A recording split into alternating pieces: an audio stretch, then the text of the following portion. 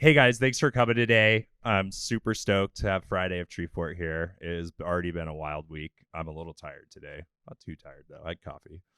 But anyways, I'm super excited to have Jennifer here. In my day job at Ednetics, we do IT integration for schools, and Jennifer's one of my customers. And the first time I met her, I was just like, "Who are you? I love your personality. I love how you have this passion for what you do." And so I was like, "Will you please come out and speak?" So I'm really happy that you're here, Jennifer, and have fun. And please ask questions. We're going to have a microphone. This is being recorded, so we'll pass it around if you have questions at the end of her presentation. Thank you. Thank you. I couldn't turn you down. I'm a good salesman in that regard. You are. You are. And thanks for being the connection from your day job to here. You bet. Okay. Okay. So he asked me how he got me to come. Is he just asked me, how did you get into technology? How did you end up where you are? And I've kind of been in jobs where I was kind of the minority as a woman. Started in management down in Mississippi. I remember being about 19 or 20, I was managing a pet store, and a customer came in with a problem, and he said, "I need to speak to the manager." And I said, "I'm the manager. How can I help you?" And he said, "Oh no, honey, the real manager."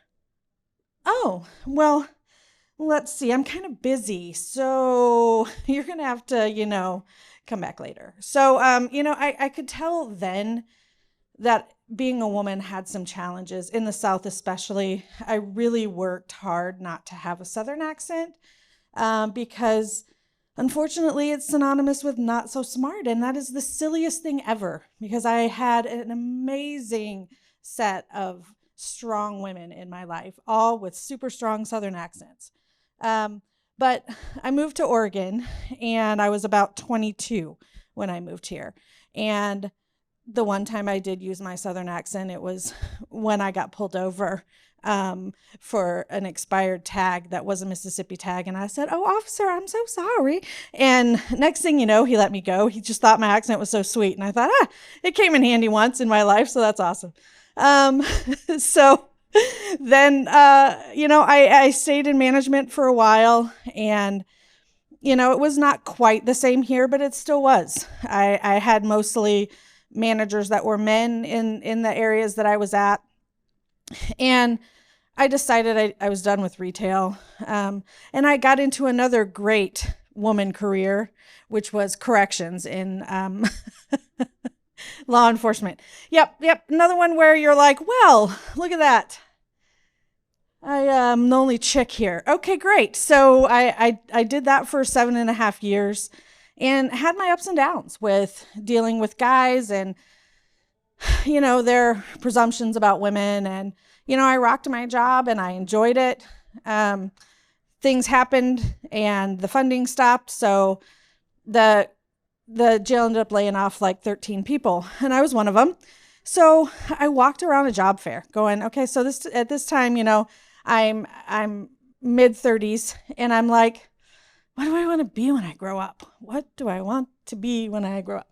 So I started walking around this job fair at one of the local colleges, and at every booth, there was a technology-related position, even down to the temp staff place that they needed somebody to add the jobs to their website. You know what I mean? Like, technology was in the logging industry. It was in education. It was in healthcare. It was out there in general consumption for, everything. And I thought, maybe there's something to this, because I didn't have to know exactly what I wanted to do. Did I want to be a programmer? Did I want to be in systems? Did I want to be in networking? Did I want to, do web development? I didn't know right then, but I did know that if I could go in and make it through college as a non-traditional student at mid-30s, that I could potentially find that spot where I would be comfortable in my job for the rest of my life, because I knew I still had quite a few years left before I was going to be able to retire.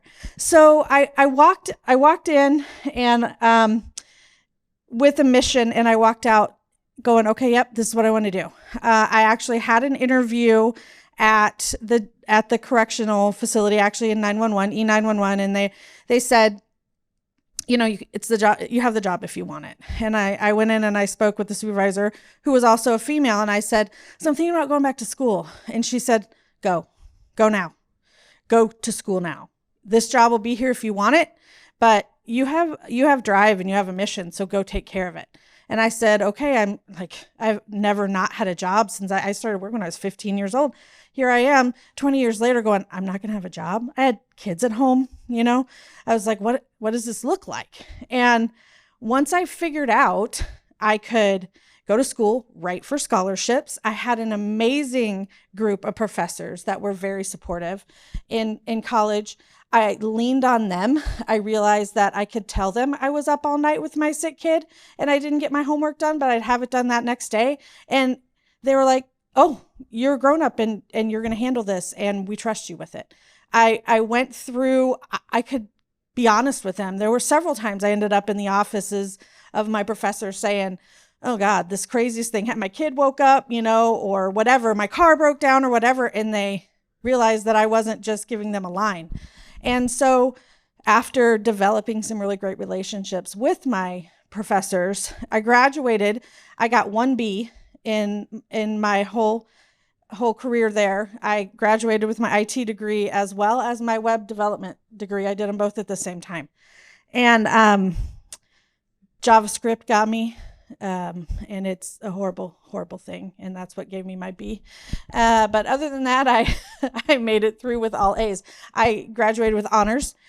When I walked into my very first networking class, there were probably 35 people.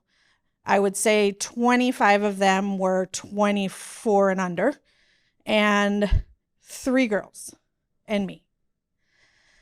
I was like, did I do the right thing here? As I'm thinking, I walked in and I'm like the old lady here, and I'm a lady here. What am I going to do?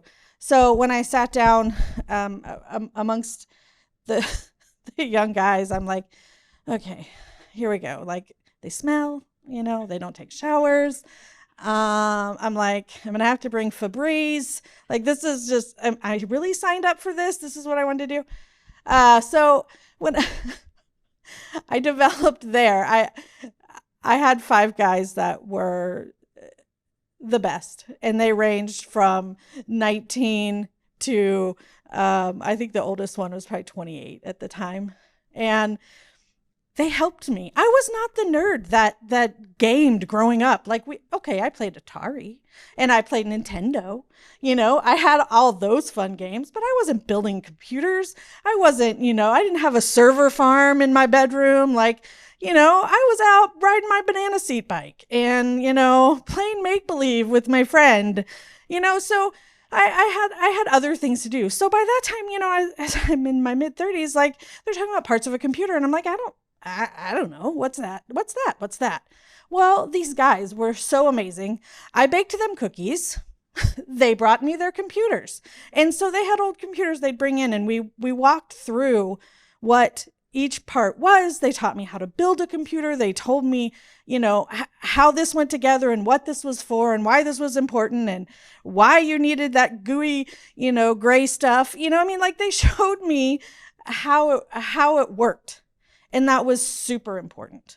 We studied together. They were what got me through, because meanwhile, I had to find ways to make money while I was at school. I was there all day long. So I tutored math. I did that for the 2 years. I monitored the labs. I was, the old lady. I was trustworthy. So, they let me go in there and I did some work study. I manned the computer office and I did some filing and stuff like that. And I wrote for scholarships. And so that's kind of how I made my money. So I was there all day. So the day came for graduation and I was the only girl that made it through. And I was the only girl that got to walk and get my nerd degree. And I was so proud of myself. In the meantime, I had gotten divorced right in the final term, which was great timing. But, I thought I'm going to do this. That was even more drive for me to accomplish what I needed to do. Like, that wasn't going to stop me. My 2 little kids, they're looking at me like, what are we going to do? And I'm like, we're going to do this and we're going to rock it and I'm going to get my degree. Right before I graduated, I decided to take my first interview for a technology position, and it was shooting way for the stars. It was the technology supervisor for a small school district, K-12.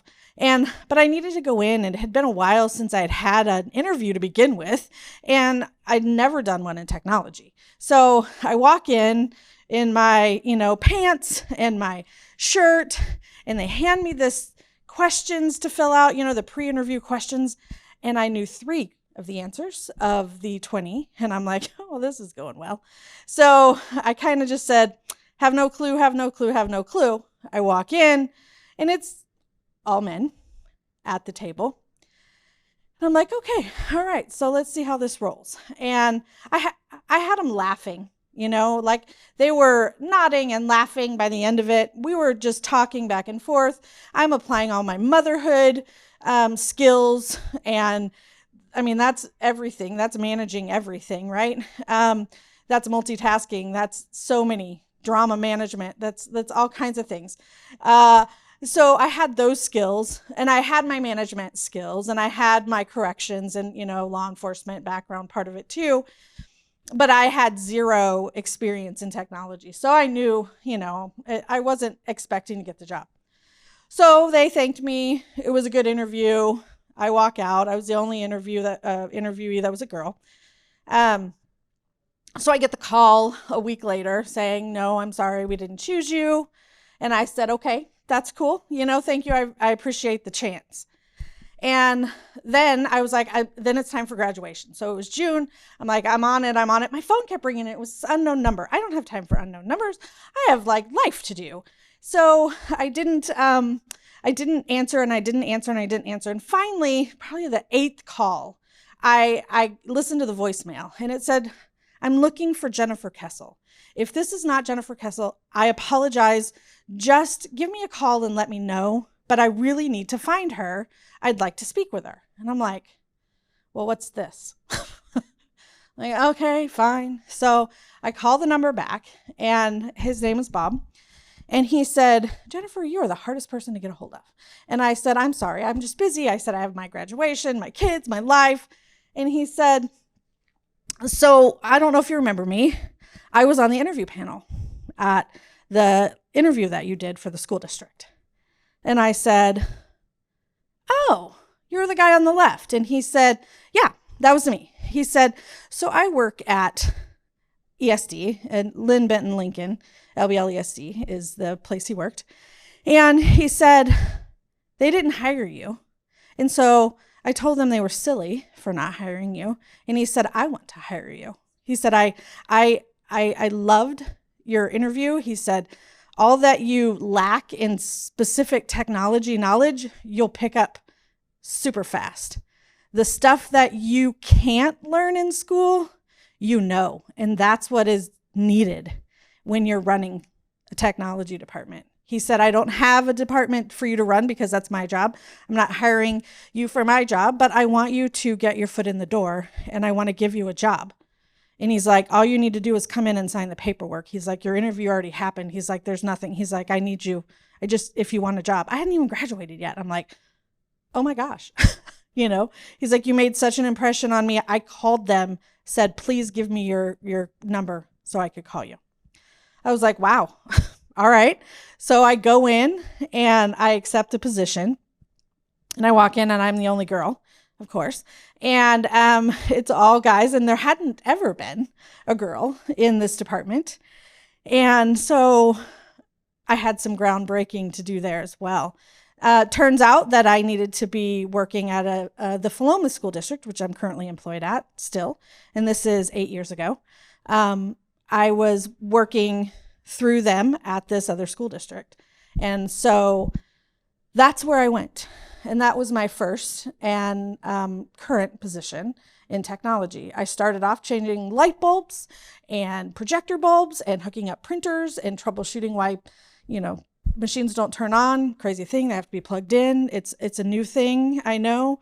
Hard to troubleshoot. And as the years went on, I kept going, and I had an amazing coworker. There were only 2 of us, and he was the kind of nerd that said, here's what I know, let me share it with you. And I can't even begin to thank that man enough for that. And not the, here is what I know, and if I tell you, you'll take my job so you can't know. That is something in technology that happens all the time. And I said, I'm going to ask you silly questions. He's like, you can ask me the silly questions all the time. He's like, that's fine. Ask them. You need to know the answers. Just don't screw up Active Directory.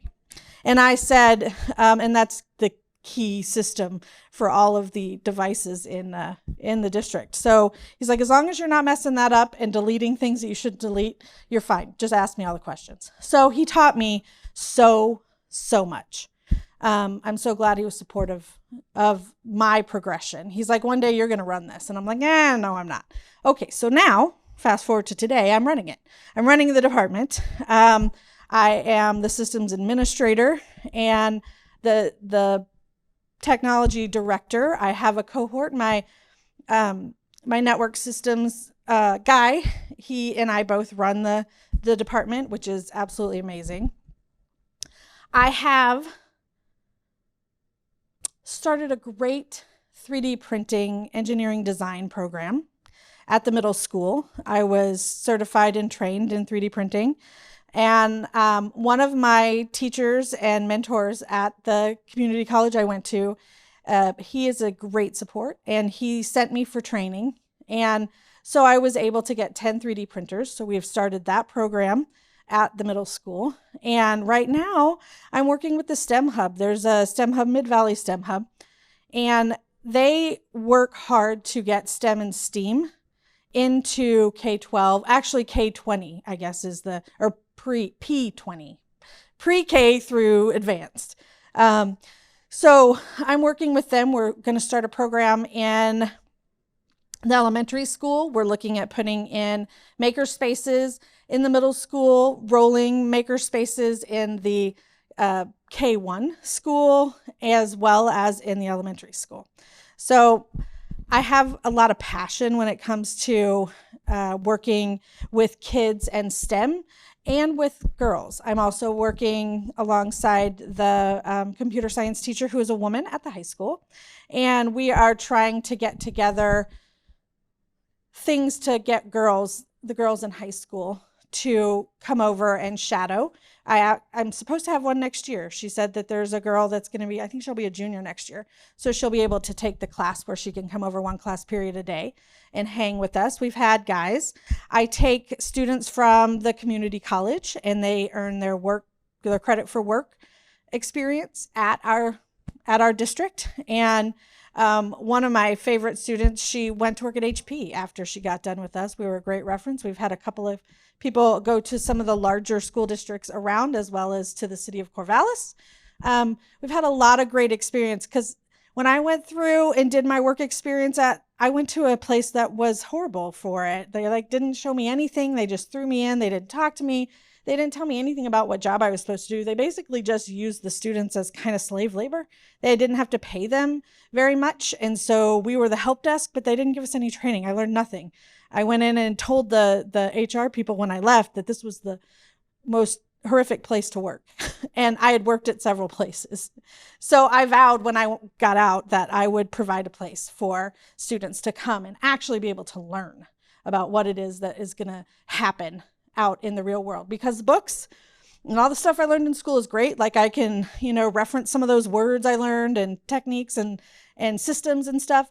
But when you walk out into the real world, it's nothing like what you have in school. So I've been trying to work with the college as well to say, quit offering work experience at the end in the final year. You need to offer it in the beginning. So if I would have done it in my second semester, I would have known what to glean from my education and to know what applied. Like, I would have wasted less time on the stuff that wasn't going to matter. And then I might have known the answers to those questions when I first walked into my interview.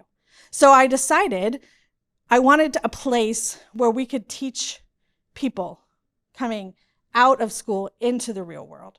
And so that's what we do. We do that at our little tiny school district. And that's great, actually, because they get to have a hat, and they get to have different hats. They're not just cleaning projectors. We give them a chance to look at the systems and what it really takes and the troubleshooting, and we teach them. I think that's key. So I have a lot of things going, I had an 8-year plan. My youngest graduates this year, and I wanted to get through my technology introduction for myself, my first 8 years. And by the time she graduated, I wanted to know where I was going with technology.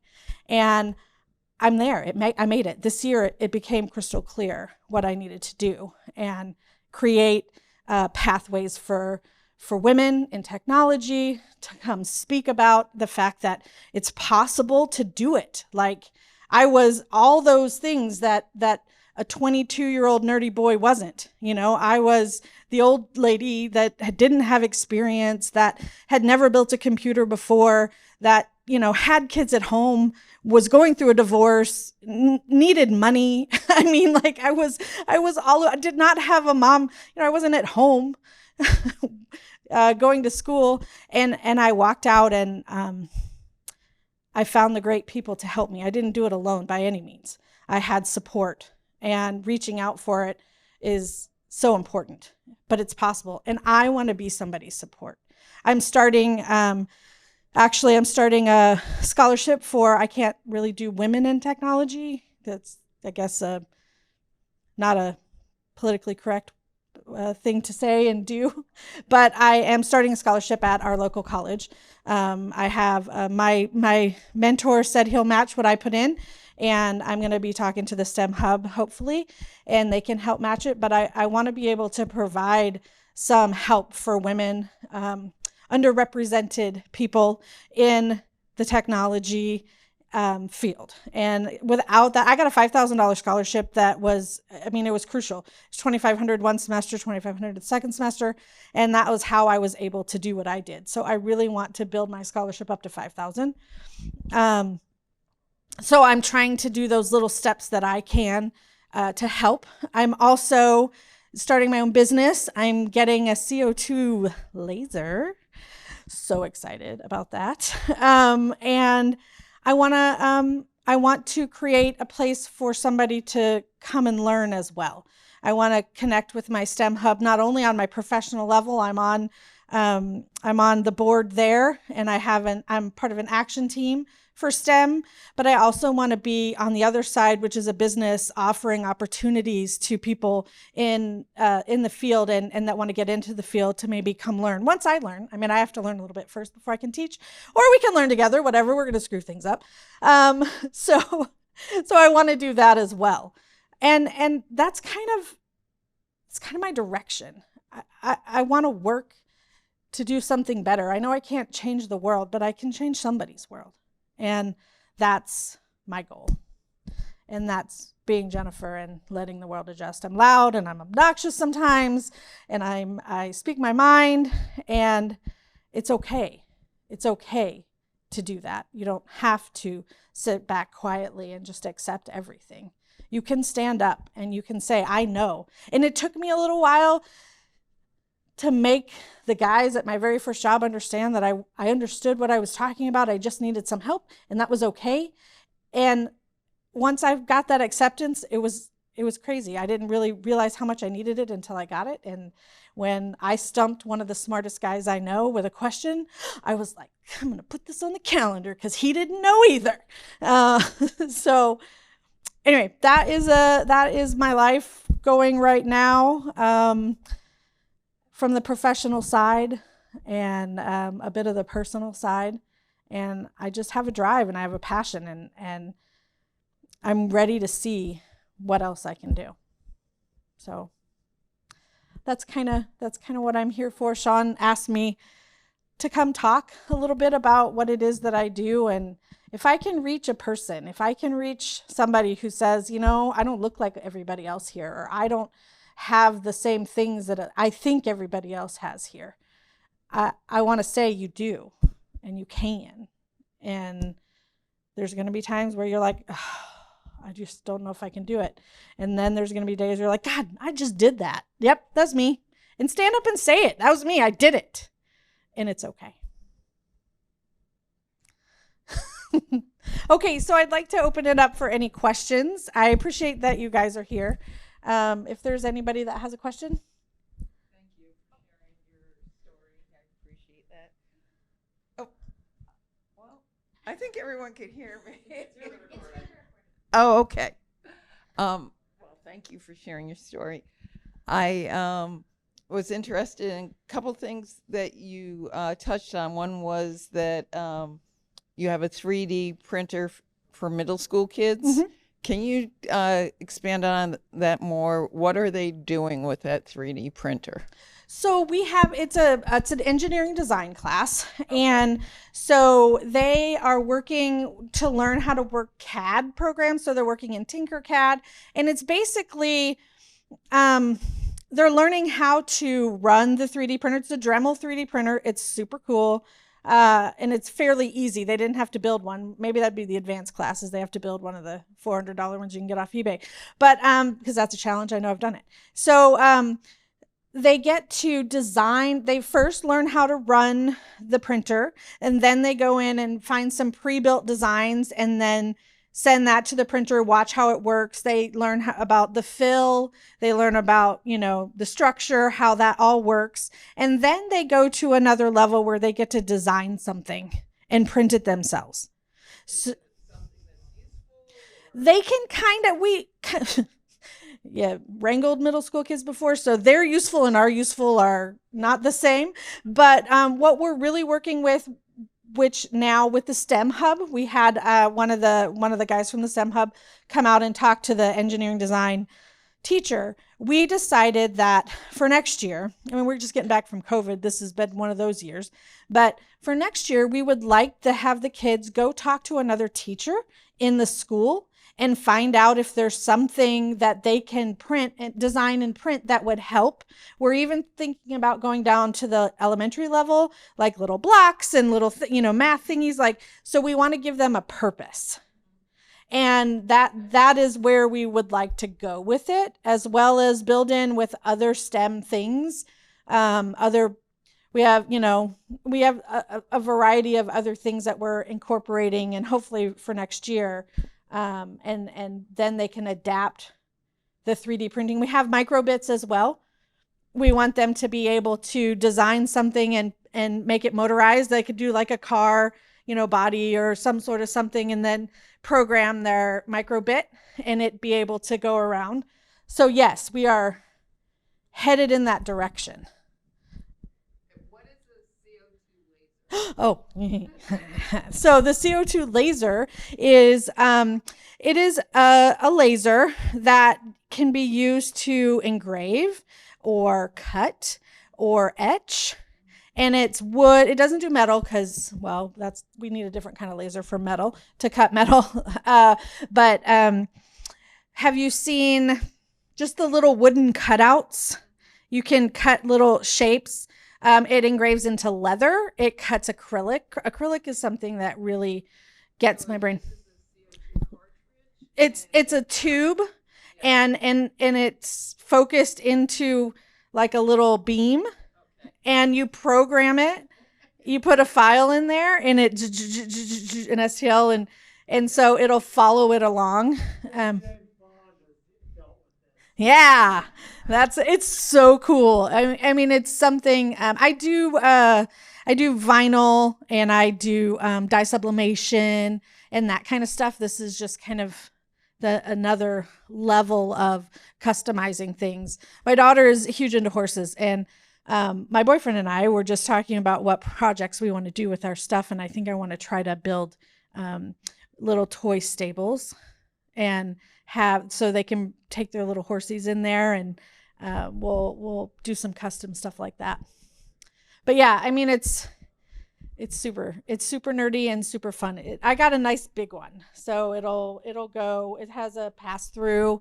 I just got a tabletop one, and it's a D1. It's an X Tools D1. Anyway, and you can set it on stuff. So you could engrave. You could put it on a door and engrave in the wood on the door. You know, you could do all kinds of cool stuff with it. So is there a reason you're using that versus a 3D printer? I have a 3D printer. Yes, I have a 3D printer. It just does different things. So the 3D printer adds, and you build by adding, where the CO2 laser is the opposite, take away. So you can 3D print something and then engrave it with the CO2 laser. So they work well, they can work together. So now I have a Uh-huh. quick background. I became an engineer in 1984, and I worked in aerospace and automotive. And being that, I don't know, for 5 years now, the CEO of GM is a woman. I know women running large facilities all over the world, that there's still this you can't do it because you're a woman attitude that you see around you.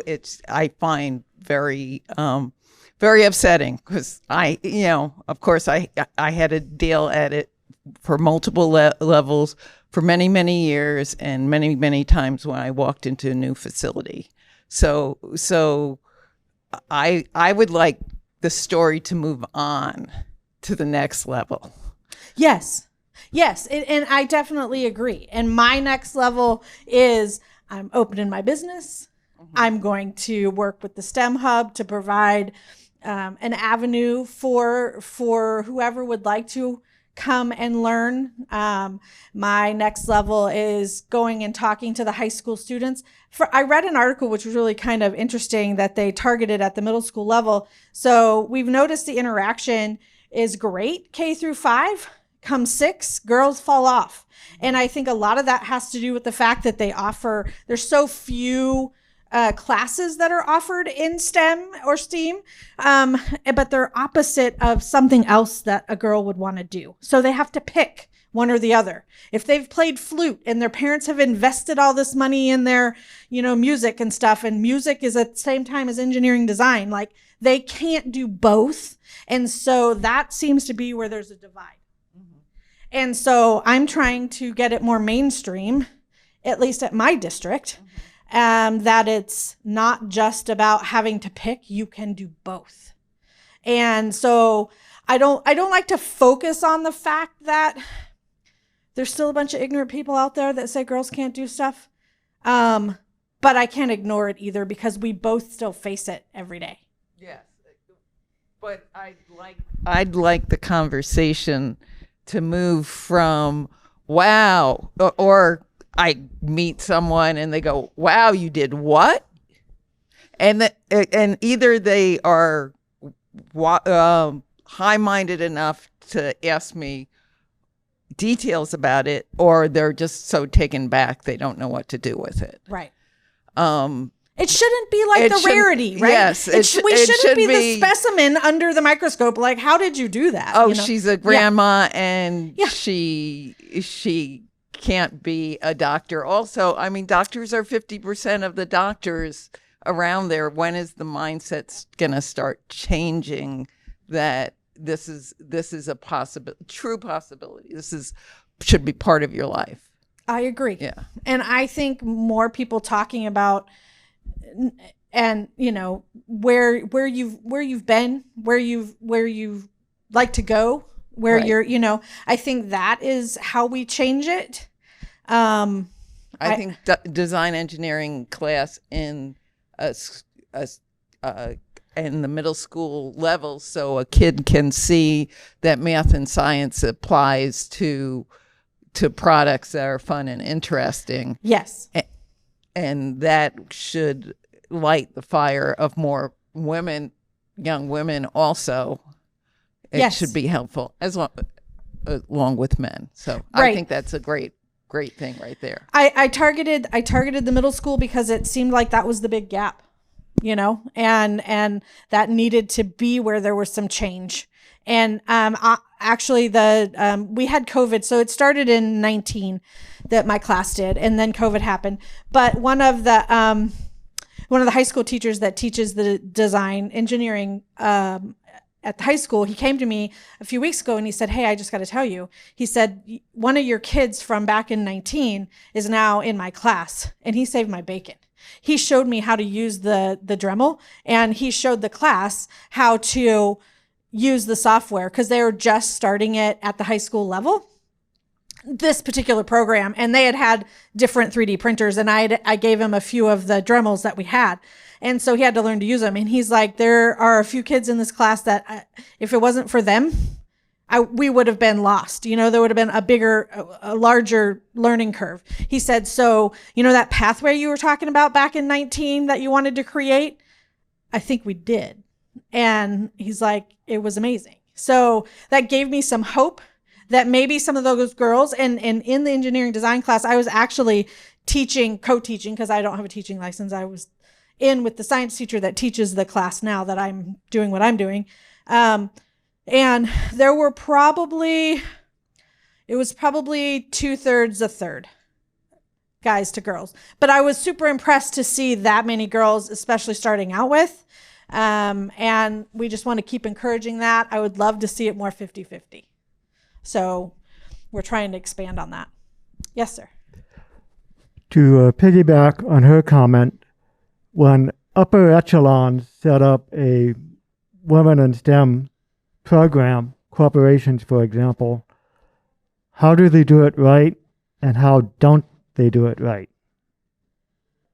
Yeah. Okay. So I think making us feel like we're the, again, specimen under the microscope is the not right way to do it.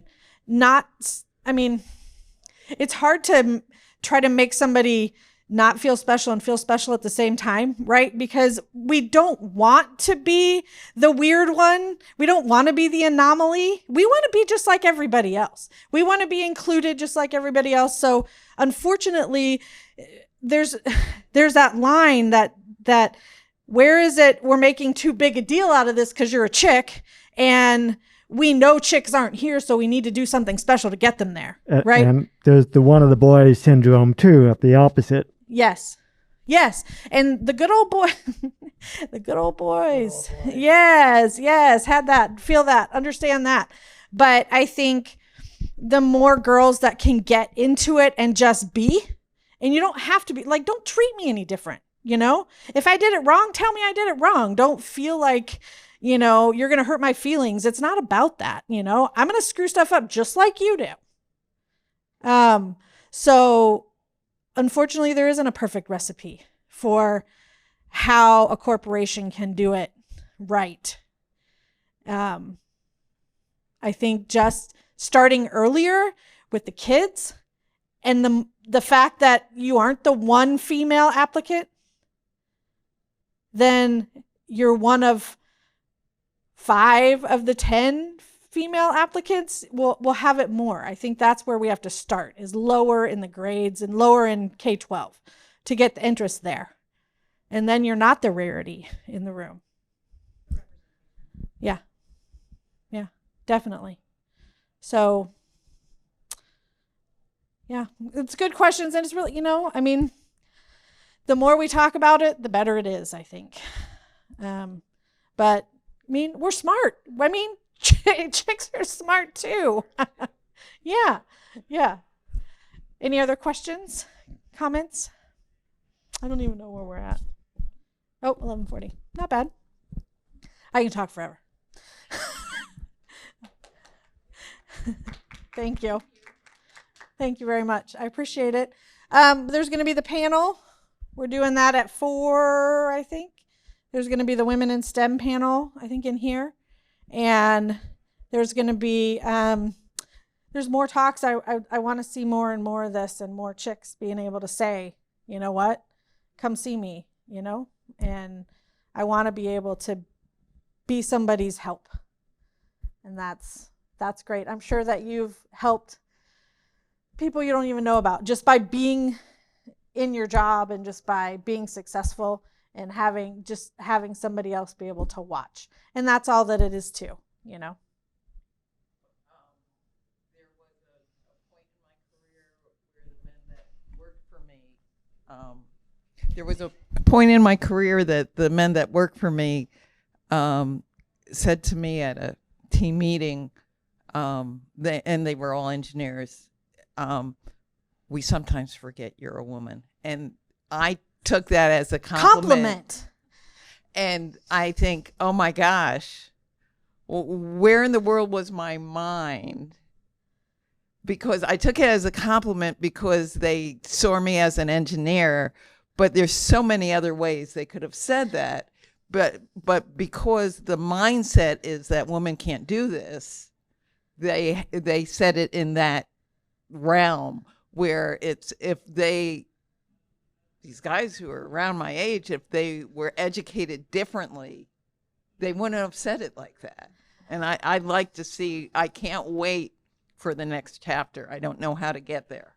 Right. You know, and unfortunately, yeah, okay. So yeah, that was like a gigantic win. But was it isn't in a way? Yeah, I mean, it was kind of a backhanded compliment, yes. right? But they didn't mean it backhanded. No. And I think education, I think there has to be not only education for women in technology, there needs to be education for men understanding women in technology. Like that has to be said. I you know, long time ago, I was probably 5 or 6. My dad gave me a book and it's Women Can Do Anything. And I saw that book and I'm sure there was an engineer. I'm sure there was a scientist in there. There wasn't, I mean, okay, we're talking like, you know, 82, 81. So there wasn't computers. Like I'm sure there wasn't a computer nerd in there, but it was all about women can do anything. And I remember that distinctly in my head now, reading that, going, awesome. That's what I needed to hear. So it's out there and it's been out there a while, but it's just so hush hush. Like we need to have more of that. We need to have more dads encouraging their girls. We need to have, you know, the discussion amongst the men needs to be, there really isn't anything different. We're here. Yes. Yeah. Okay, well, I think that's it. I thank you. This is my first time here. I want to come back next year, so hopefully that'll happen. I appreciate everybody, and you guys have a good day, and go check out some more nerd stuff. I'm sure there's plenty out there. Thank you.